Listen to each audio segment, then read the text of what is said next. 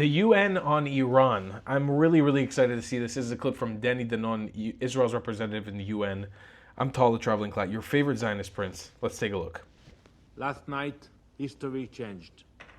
The United States of America struck Iran's nuclear sites at Fordo, Natanz, and Isfahan.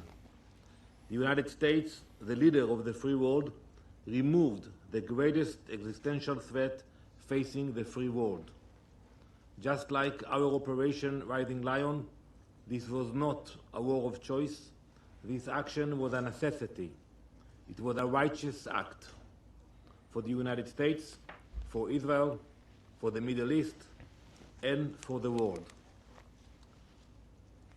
So the entire world should say on record today, here and now, thank you.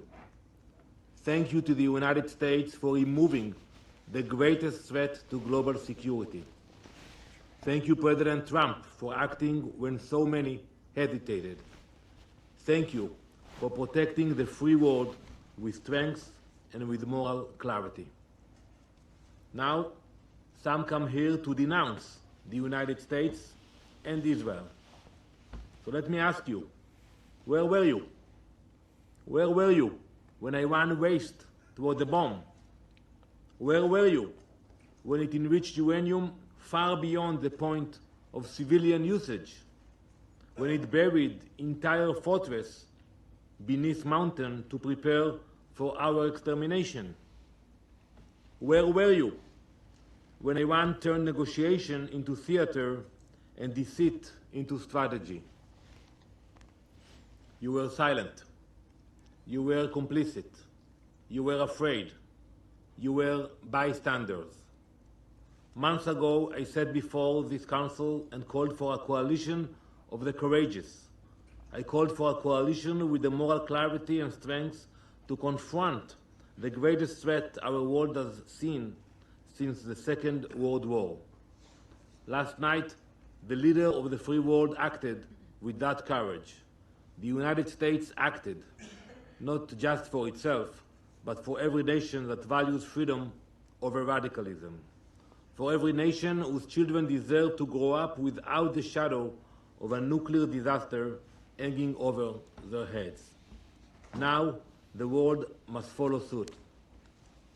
Madam President, we have heard many calls for diplomacy today in this chamber. We have heard the Secretary General calls for de-escalation. You cannot ignore that diplomacy was tried over and over. The United States led that effort. Many nations here in this room engaged in diplomacy with determination and good faith. But the regime in Tehran had other plans. It used the negotiating table as camouflage, a delay tactic, a way to buy time while building missiles and enriching uranium.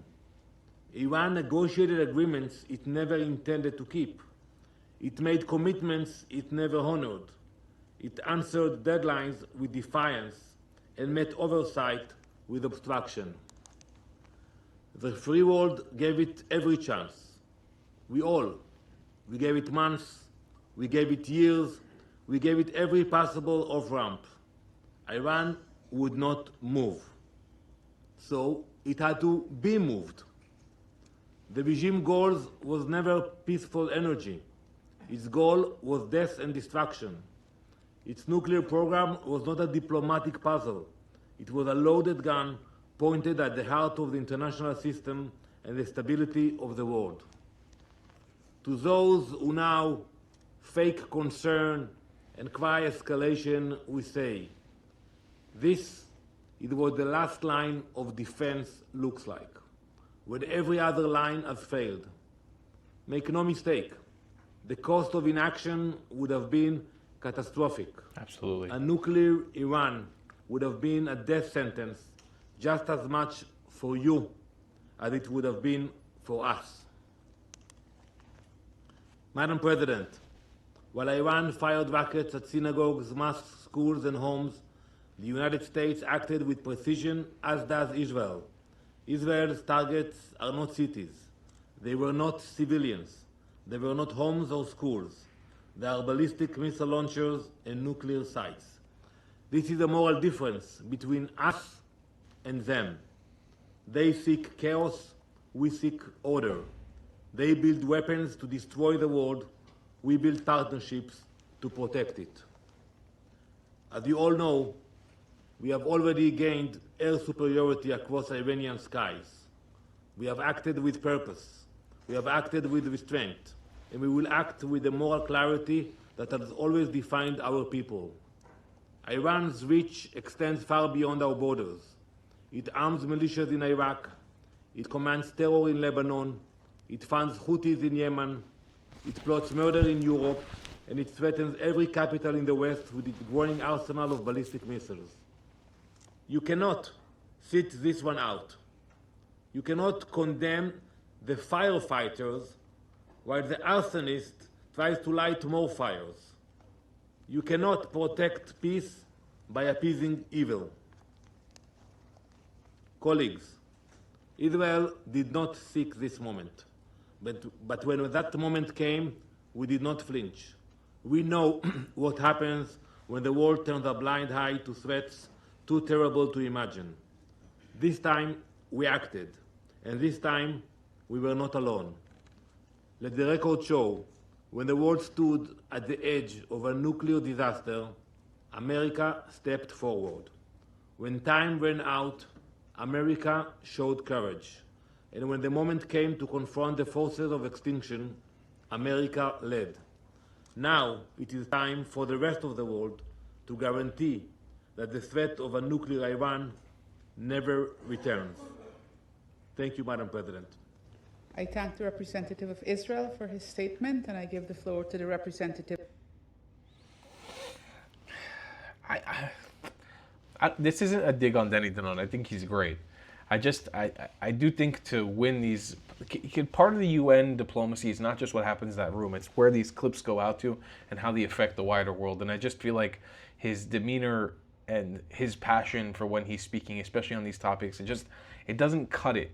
This would have been a moment to really shame the UN Security Council into submission on the point.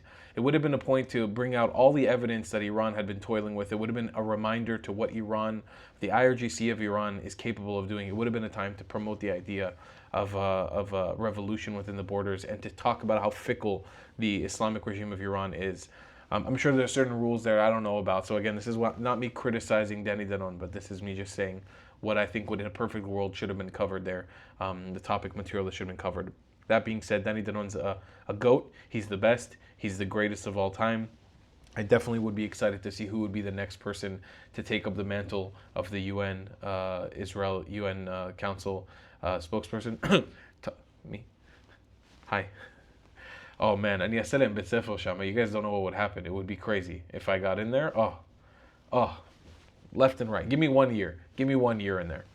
Anyways, I love you guys. Long time. I'll see you next one. Goodbye, Klats. If you believe in my content and want to support me, just know your help is needed. There's a bunch of great ways to support me, being PayPal, Buy Me a Coffee, or joining my Patreon community down below. Patreon is the best way to support my channel, and you'll get a bunch of cool perks depending on what tier you join. Another great way to support me is by buying my merchandise on thetravelingclat.com. I regularly drop new merch designs like this beautiful hat, or this amazing shirt, where you can support the channel and get something cool for yourself. I also have an amazing Discord community with people from all over the world. Thank you so much for your support.